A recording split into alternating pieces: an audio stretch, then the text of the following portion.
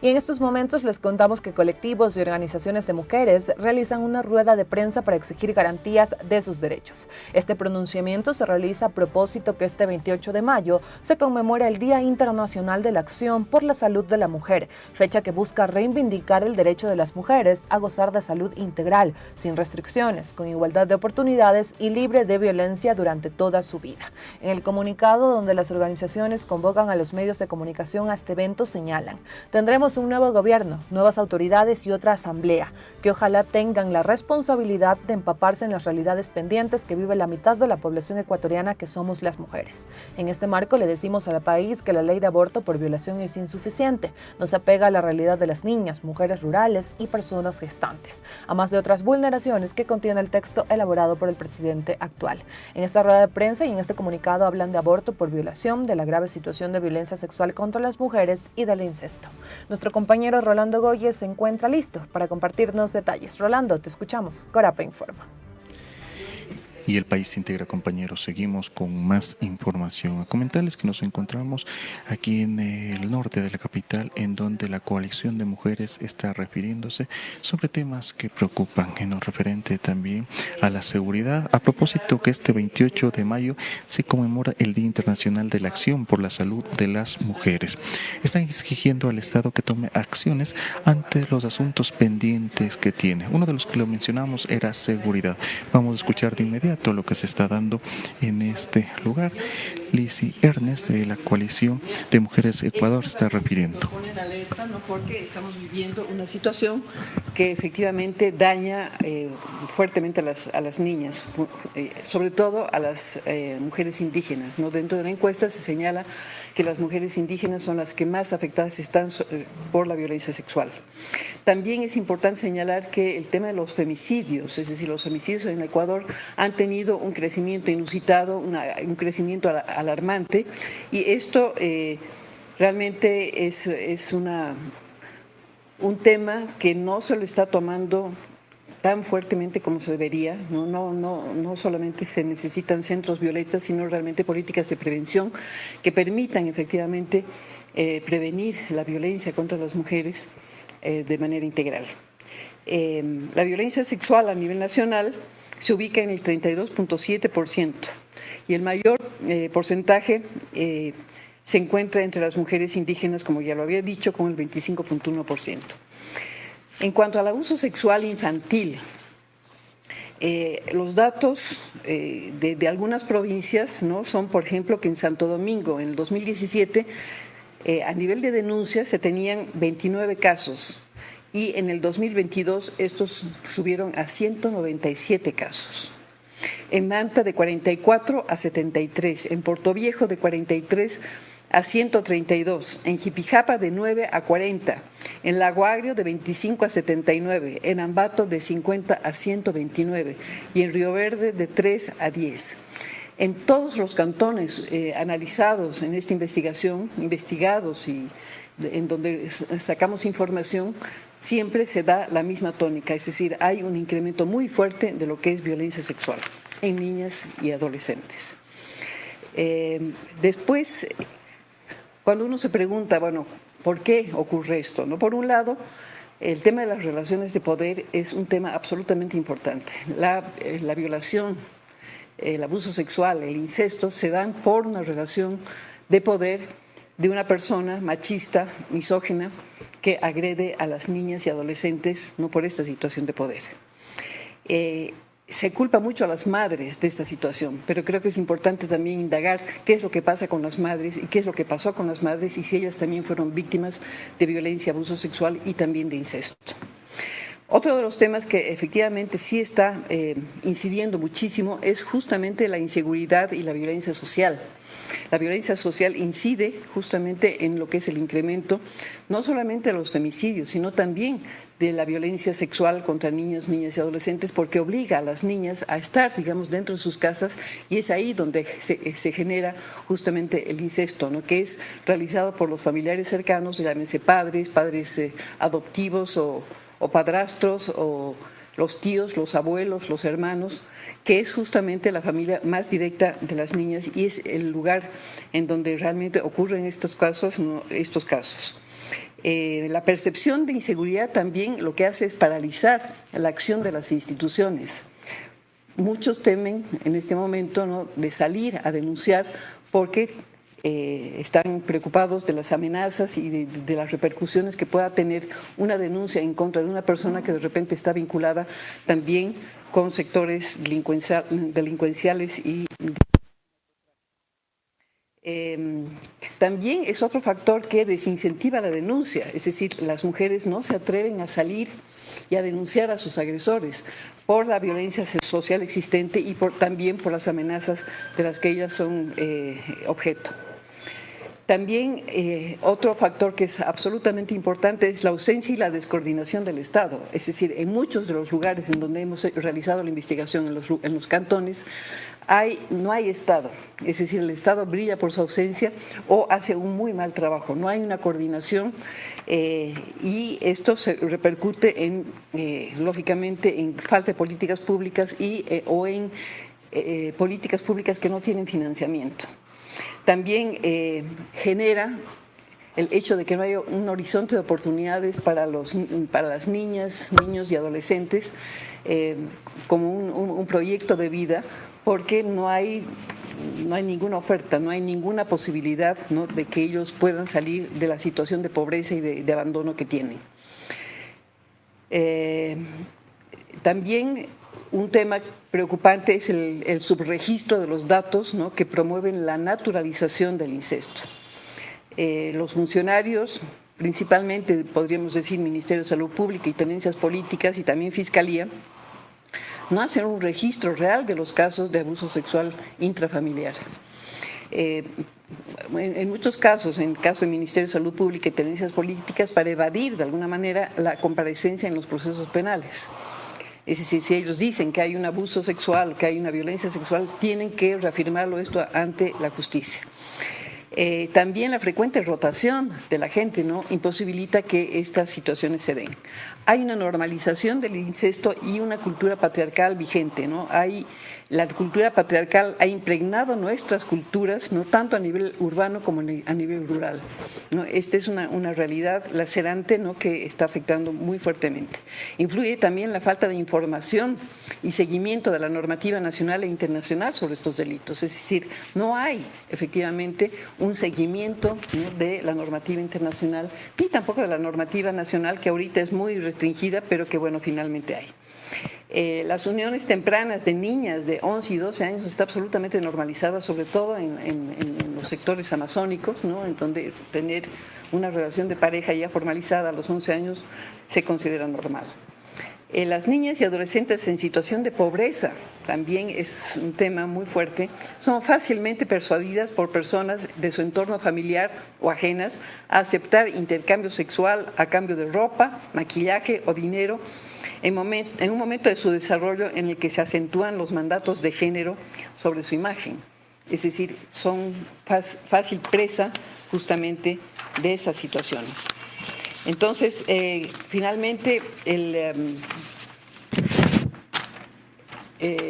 es importante resaltar, yo creo acá, la importancia de las organizaciones de mujeres que están justamente apuntalando a las víctimas de violencia sexual, a las niñas y adolescentes que son víctimas de este delito, y a la movilización e incidencia que están haciendo en cada uno de los cantones investigados, ¿no?, porque justamente es esta organización la que permite de que estos casos no queden en la impunidad, como podría ser, digamos, la norma en la mayor parte de los casos. Entonces necesitamos visibilizar estos casos, necesitamos que las niñas tengan una voz, que las adolescentes tengan una voz y que esto, de alguna manera, ¿no?, estos altos índices de violencia sexual también puedan hacerse seguimiento, ¿no?, para ver también la cuestión del embarazo adolescente. Dejo la palabra entonces a Nalda, ¿no?, que es una persona de organización de mujeres de Santo Domingo, para que pueda desarrollar más claramente la situación de Santo Domingo. Muchas gracias.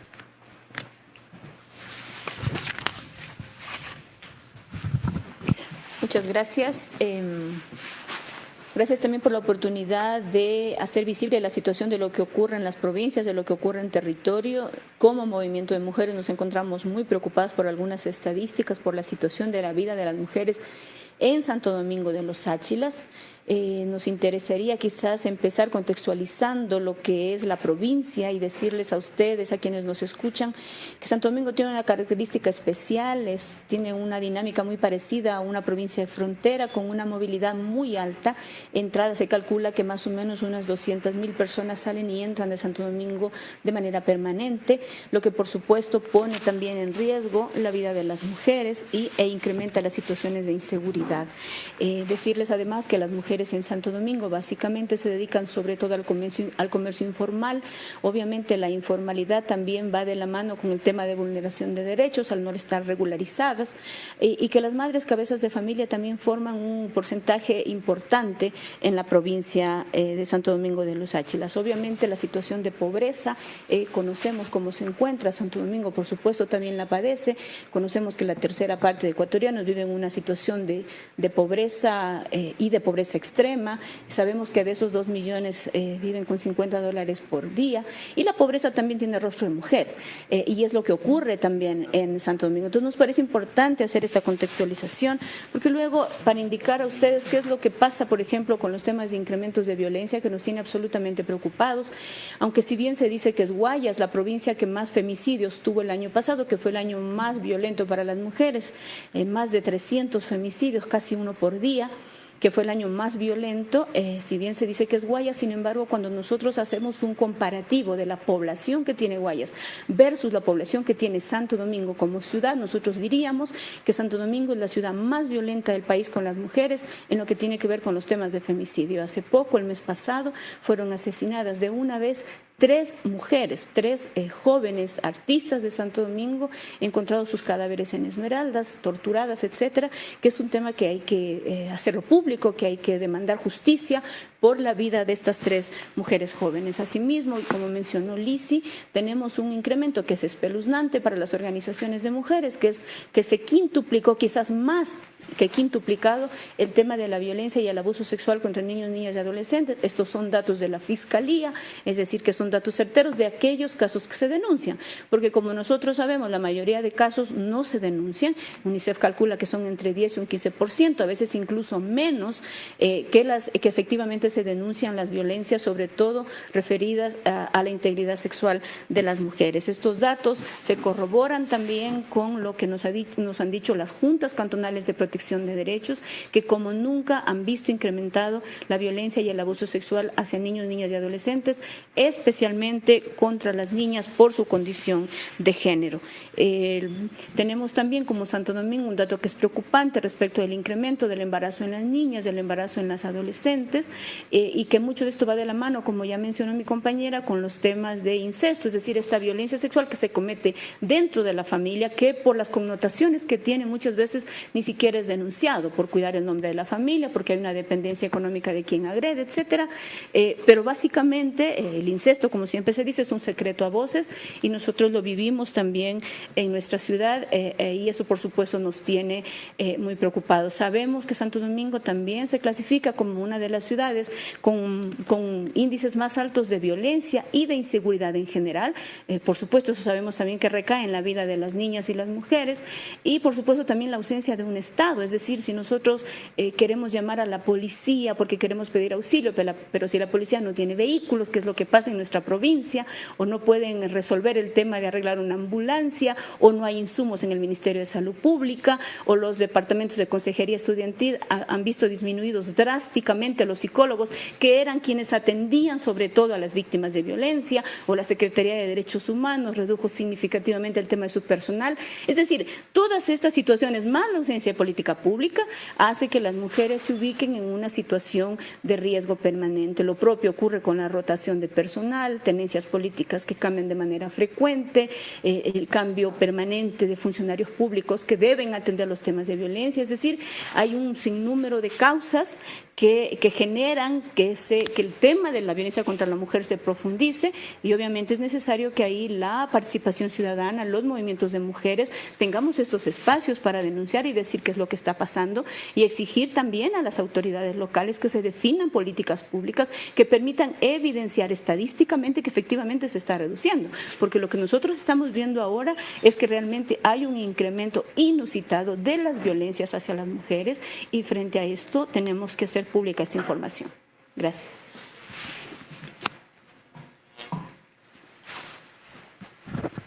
Muchas gracias.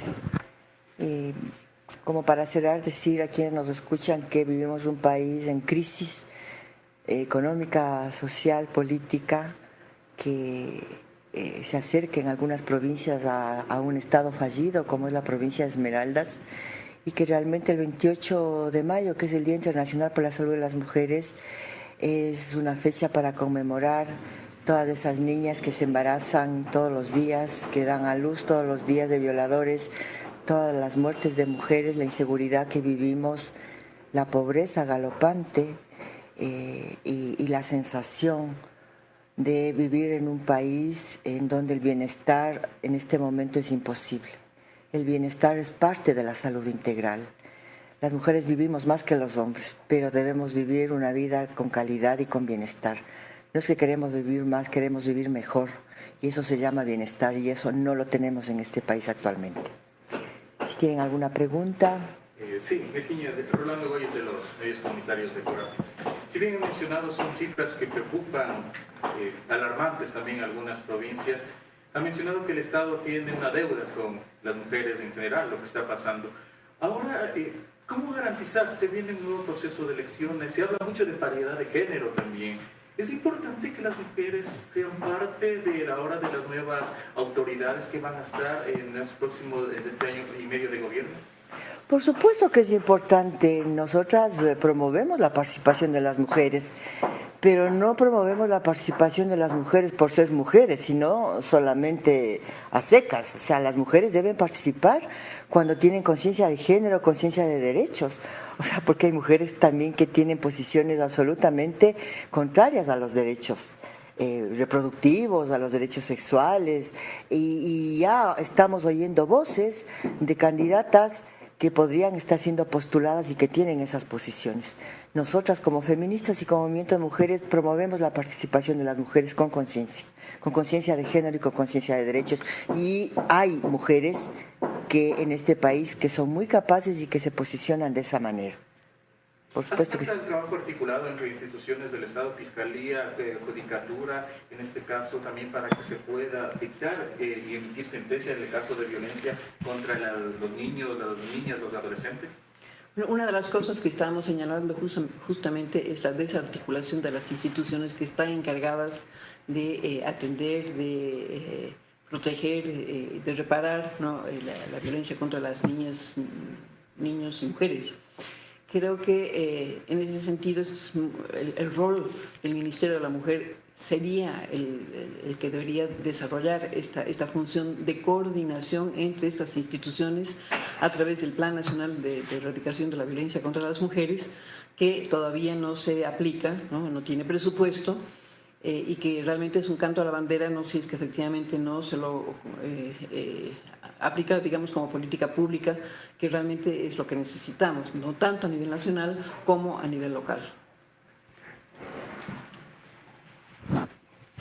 Y ahí estábamos escuchando también lo que es a la Fundación Desafío, a la Coalición de las Mujeres Ecuador, en donde se ha señalado datos preocupantes en torno a femicidios. Ha dicho que si bien hasta el 2022 Guayas era la provincia que más registraba estos casos, 300 hasta el 2022, Santo Domingo de los Sáchilas en lo que va de este año también tiene algunos casos que preocupan a las mujeres.